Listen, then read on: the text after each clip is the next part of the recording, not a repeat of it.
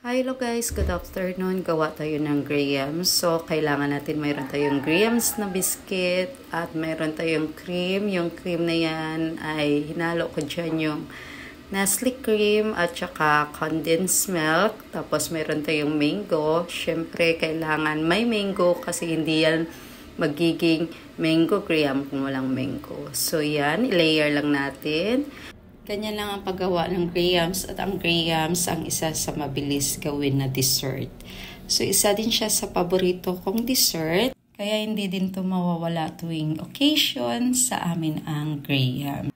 Ilagay na natin lahat ng mango tapos lagyan natin siya ng graham na crush para mas maganda tingnan. So yun guys.